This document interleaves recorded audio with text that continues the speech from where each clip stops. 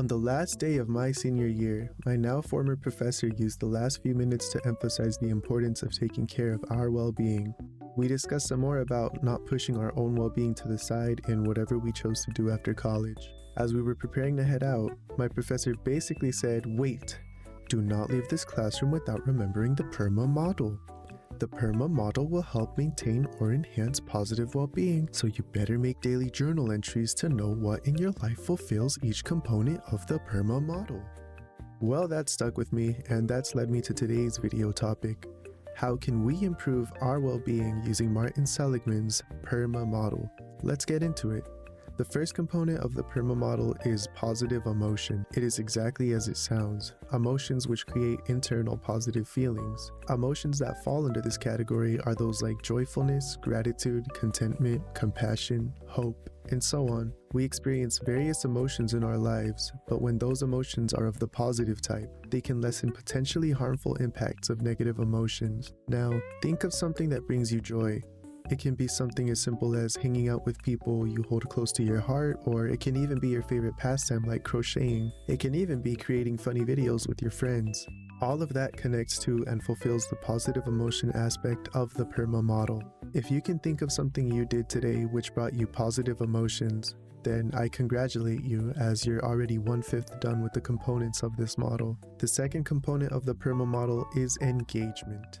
Have you ever done something for what felt like a few minutes, only to realize it's already been hours? If yes, then it seems you were in a sort of flow state and were really engaging with whatever activity you were a part of. Simply put, you were fully attending a task and your brain was 100% on board. This is more likely to happen with activities you absolutely love to take part in. Now, us as humans, we like to think we can easily multitask, but the reality is we can't. Our internal resources do this rapid shift between every activity that's going on, like listening to music while doing homework. That energy is really only going to one thing at a time, and it can really affect our own performance in another area. I'd like for you to think about something you're skilled in and enjoy doing.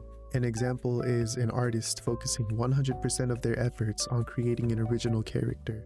Chances are, without any external distractions, time will pass quickly for them as they enjoy creating a unique character they've been brainstorming for days now. Or I don't know, I've never made an OC, but you get the idea.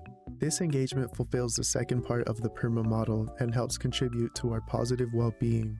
Moving on to the third component I will be talking about today, we're getting into relationships. Not necessarily only romantic relationships, but those with friends, family, colleagues, and even the communities you were a part of. When I'm referring to relationships, I mean positive ones. We do not want to include toxic ones in this model.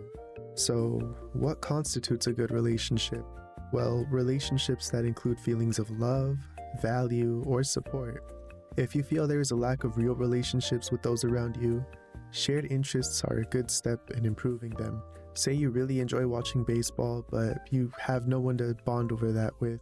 You can find baseball fan groups online, or even join a Sunday league where you can build new relationships. If you really like crocheting but have nobody to bond over it with, maybe join a group and get to know new people. You can also introduce your hobbies to the people around you and see if maybe it's something they want to do as well.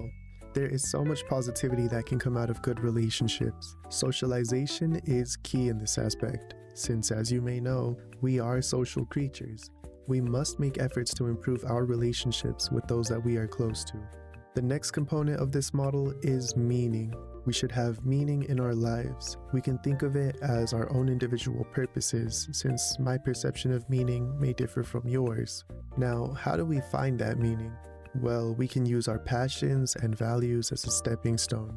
There is no singular path in this search. It can be expanded, and we are able to search in areas we may not have previously thought about. Let's say you wish you could help animals, but you don't really want to become a veterinarian, or you're unsure it's something you really want to do. You could volunteer in your free time at animal shelters, or if you're fond of animation, then take the plunge into sharing them online, or even check out programs where you can improve your skills. Doing something that stems from your passions can lead to an improved well-being, as well as a sense of satisfaction.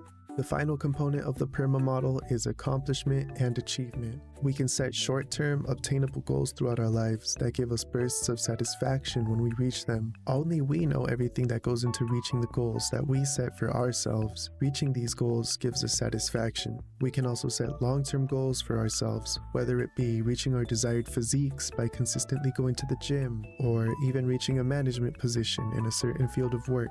When we make these goals, we must remember to make them SMART goals, goals that are specific, measurable, achievable, realistic, and time-bound. I will be linking more information about this in the description. Also, don't downplay your achievements. Even if it seems like something small, you still worked towards it and improved in something because of that. Keep it going. That concludes this video. Let me know what you think about all of this, and if you're willing to, share some things that you can apply the PERMA model to in the comments below. If there's something I missed or misinterpreted, then feel free to comment that as well. I do hope you have a great rest of your day, and I will see you in the next video. Thanks for watching.